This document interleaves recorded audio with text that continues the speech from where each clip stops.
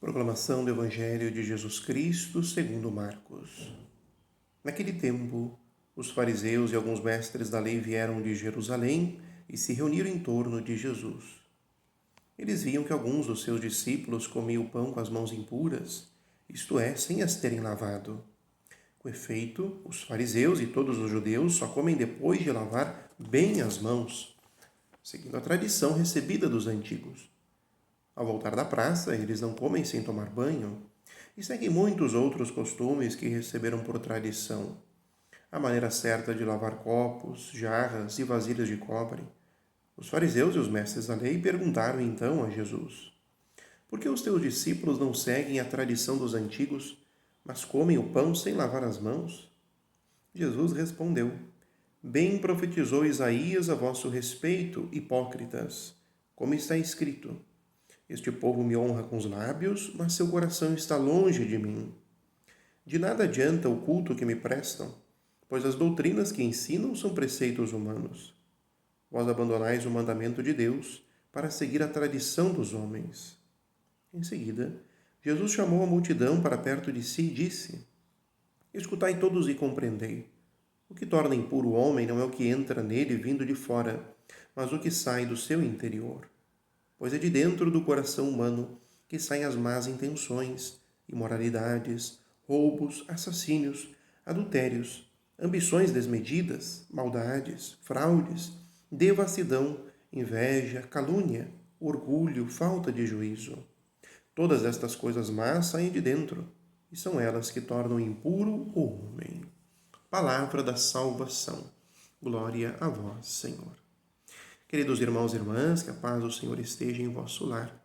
Neste domingo, o dia do Senhor. Celebramos o 22º domingo do tempo comum e no capítulo 7 de São Marcos hoje, capítulo central do Evangelho de Marcos, Jesus, em mais um confronto com as autoridades judaicas da época, que estavam o criticando, justamente pelo seu modo de viver junto com seus discípulos, Jesus aponta para aquilo que é essencial no ser religioso, no ser discípulo, no ser um homem e uma mulher de Deus.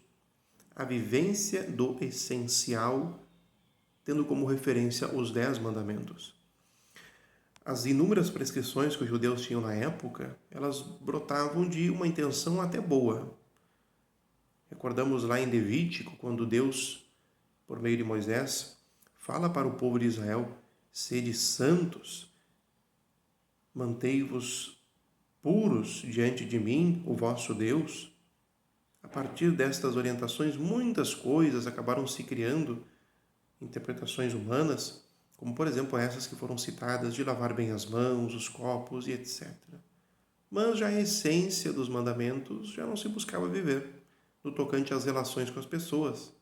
Se prestavam belos cultos no templo, mas depois que saiu do templo, cada um faz da sua vida quase aquilo que se quer. Jesus chama a atenção e chama eles de hipócritas. O que significa hipócrita? Hipócrita é uma palavra do grego que pode ser traduzida em português como um ator de teatro. Ou seja, alguém que na fé, na sua religião, apenas encena, apenas grava as falas, mas não tem vinculação nenhuma com o seu ser. É isso que devemos evitar na nossa vida, queridos irmãos e irmãs. Jesus chama a atenção que não é o que vem de fora que torna o homem impuro, a mulher impura, mas o que sai de dentro. A nossa base moral cristã, ela está no nosso coração humano. E aqui no nosso coração que nós devemos cultivar uma relação próxima com Jesus, com o Evangelho, buscando converter esses nossos movimentos interiores. Aquilo que estamos cultivando lá no íntimo do nosso ser. Pois é dali que vão brotar as nossas ações. É por isso que Jesus cita tantos pecados, mais ou menos resumindo os 10 mandamentos ali, e que todos nós podemos nos encontrar ao menos em algum. É isso que nós devemos nos preocupar. Não uma religião de aparência, não um ser religioso de aparência teatral, mas um contínuo caminho de conversão. E a partir disto, sim, nós seremos sinais no ambiente em que estamos vivendo. Que o Senhor hoje nos abençoe nesse propósito e que a você, catequista, nesse dia em que recordamos o seu dia, seja muito abençoada, persevere e cumpra sempre bem esta missão. Que desça a bênção de Deus, Pai, Filho e Espírito Santo.